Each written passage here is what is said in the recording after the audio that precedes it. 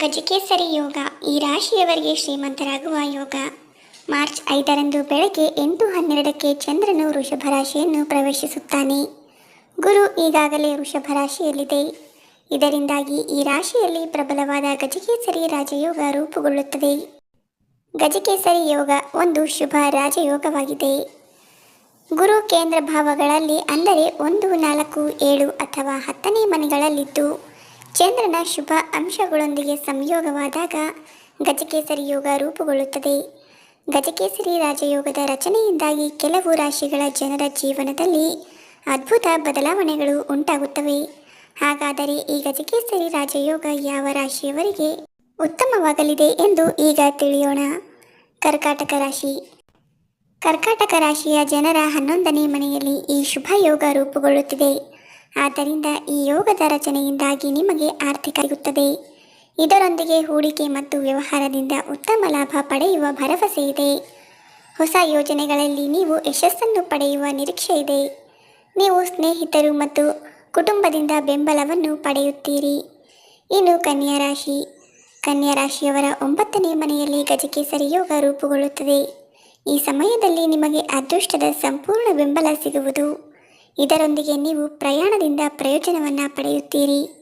ನಿಮ್ಮ ವೃತ್ತಿ ಜೀವನದಲ್ಲೂ ಕೂಡ ನೀವು ಯಶಸ್ಸನ್ನು ಪಡೆಯುವ ನಿರೀಕ್ಷೆ ಇದೆ. ಶಿಕ್ಷಣ, ಆಧ್ಯಾತ್ಮಿಕತೆ ಮತ್ತು ವಿದೇಶ ಪ್ರಯಾಣಕ್ಕೆ ಉತ್ತಮ ಅವಕಾಶಗಳಿವೆ. ವೃಷಭ ರಾಶಿ. ಈ ಶುಭಯೋಗ ವೃಷಭ ರಾಶಿಯಲ್ಲಿ ಮಾತ್ರ ರೂಪುಗೊಳ್ಳಲಿದೆ. ಇದರಿಂದಾಗಿ ವೃಷಭ ರಾಶಿಯವರ ಆರ್ಥಿಕ ಸ್ಥಿತಿ ಬಲಗೊಳ್ಳುವುದು. ವೃಷಭ ರಾಶಿಯವರು ವೃತ್ತಿಯಲ್ಲಿ ಪ್ರಗತಿಯನ್ನು ಹೊಂದುತ್ತಾರೆ. ಇದರೊಂದಿಗೆ ಕುಟುಂಬದ ಸಂತೋಷ ಮತ್ತು ಸಮೃದ್ಧಿಯ ಜೊತೆಗೆ ಗೌರವವು ಹೆಚ್ಚಾಗುತ್ತದೆ. ವ್ಯವಹಾರ ಮತ್ತು ಉದ್ಯೋಗದಲ್ಲಿ ನಿಮಗೆ ಹೊಸ ಅವಕಾಶಗಳು ಸಿಗಲಿವೆ. ಅದೇ ರೀತಿಯಾಗಿ ಮಕರ ರಾಶಿ. ಈ ಯೋಗವು ಮಕರ ರಾಶಿಯವರ 5ನೇ ಮನೆಯಲ್ಲಿ ರೂಪುಗೊಳ್ಳುತ್ತದೆ.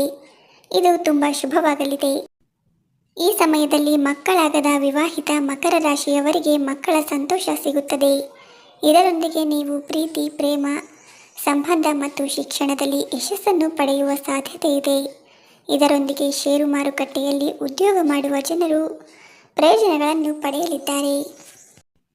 ಇನ್ನು ಮೀನರಾಶಿಯವರು. ಈ ಸಂಯೋಜನೆಯು ಮೀನರಾಶಿಯವರಿಗೆ ತುಂಬ ಅದೃಷ್ಟವನ್ನು ತರಲಿದೆ. ಈ ಯೋಗ 11ನೇ ಮನೆಯಲ್ಲಿ ರೂಪುಗೊಳ್ಳಲಿದೆ.